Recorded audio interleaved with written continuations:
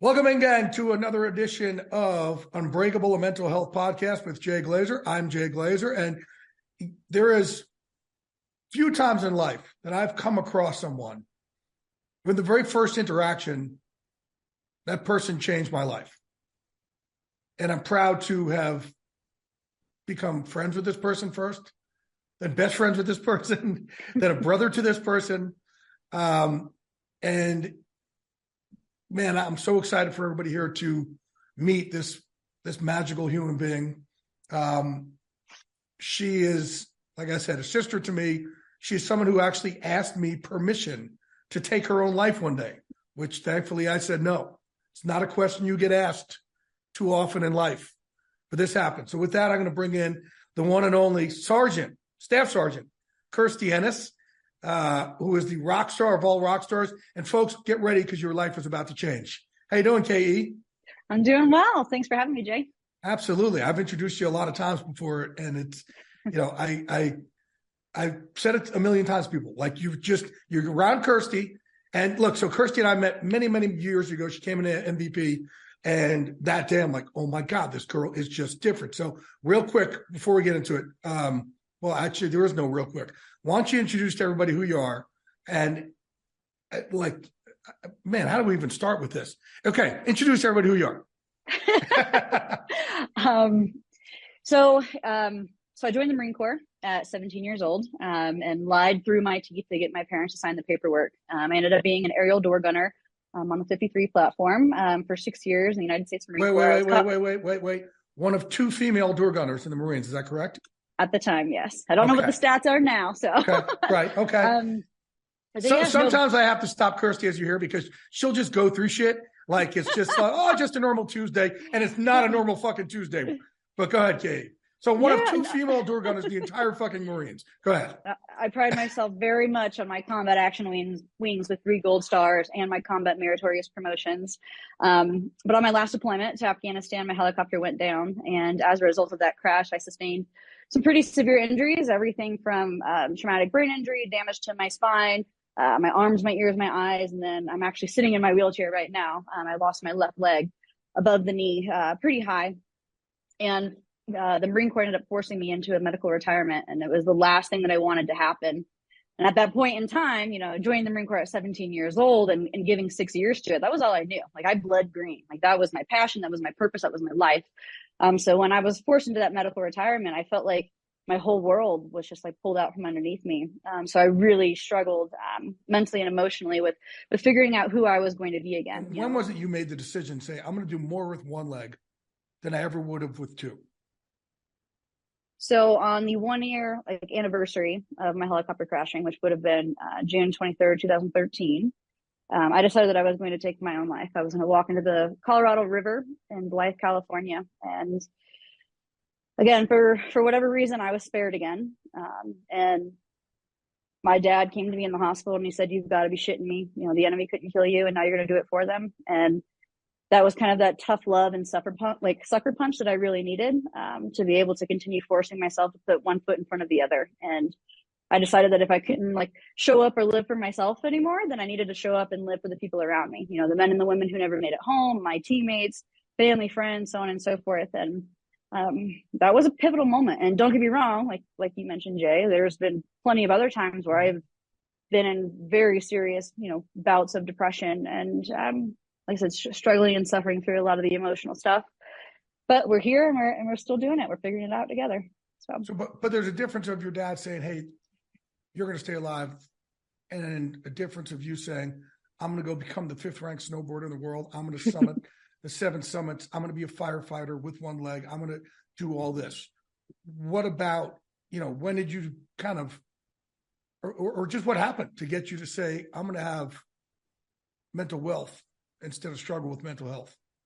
I think I got to a point where I could actually figure out how to harness pain and to lean into my community. Like I get told time and time again that I'm the strong one, but there's nothing about Kirstie that's really that strong. Like I pull strength from the people around me.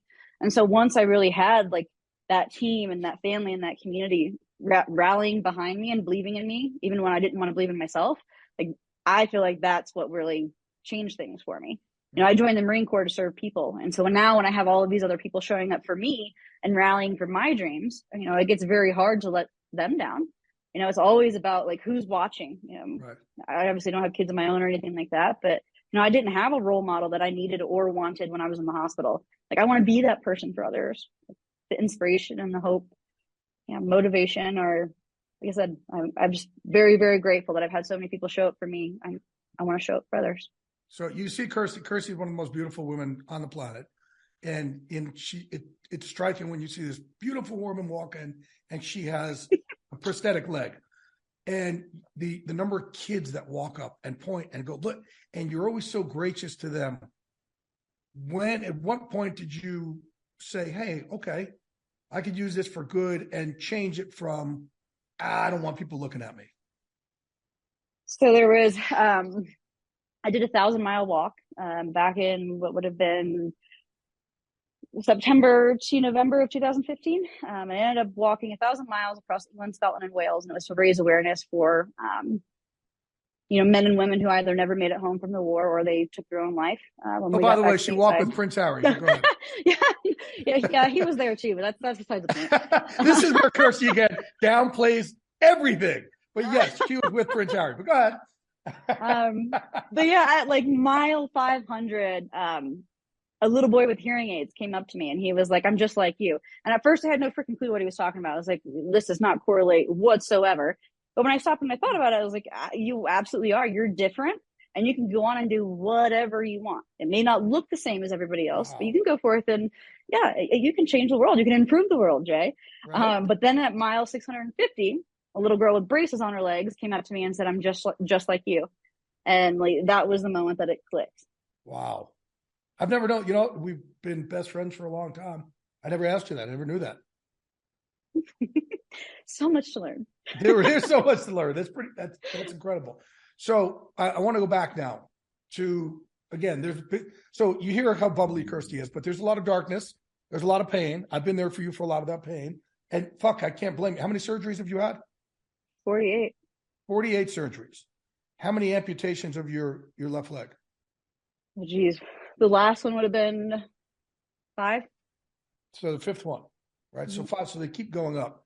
So, Kirstie, one night it was your 4th amputation. I am hosting the UFC, the very first ever UFC at Madison Square Garden in New York, the very first one. And Kirstie texts me and she's like, I'm done. I'm asking permission to take her own life. And this is not a normal text to get, especially while you're in the middle of hosting the UFC at Madison Square Garden. And I was like, no, I'm not agreeing to this.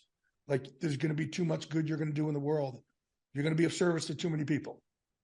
And man, that was just a moment I'll never forget in my life, Kay. Well, no, I just appreciate you being there because again, like, had you, see, I don't want to cry, but like, had you ignored me or had you let that go for a little while, like, who knows where I'd be today, if I'd even be here. And I guess that's what I mean by people showing up for one another. Like, ask people how they're doing and truly mean it. Like, be genuinely curious as to how they're doing and figure out ways to make their life a little bit better too.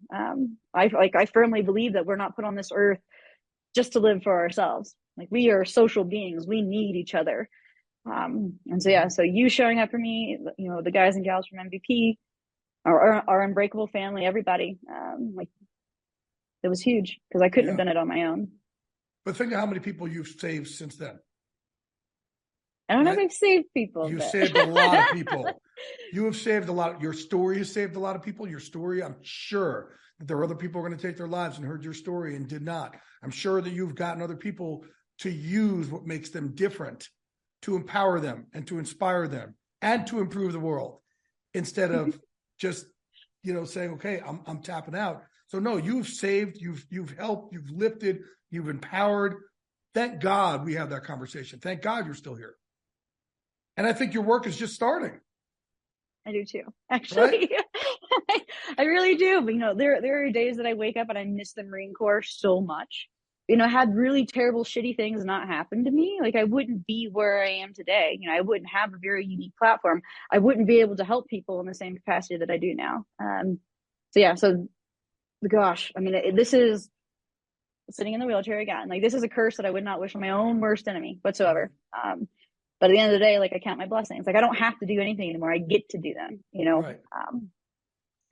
A very difficult path led me to a lot of great things. Give me the most beautiful moment, one of the most beautiful moments of your life, because you have been blessed with where you are now. One of the most beautiful moments of my life.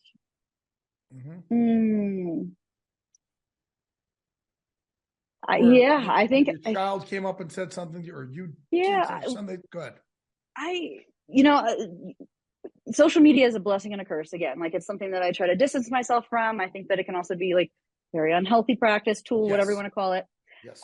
But it has also connected me to some really amazing kids. Like, there are little kids that I write letters to and send them like pictures of Everest. There's the little girls that I send, the Barbie dolls to when they're in the hospital. And like, some of these little kids are now like, I've been alongside them for all of their recoveries, whether they're battling cancer or they lost a limb by some kind of trauma, whatever it is.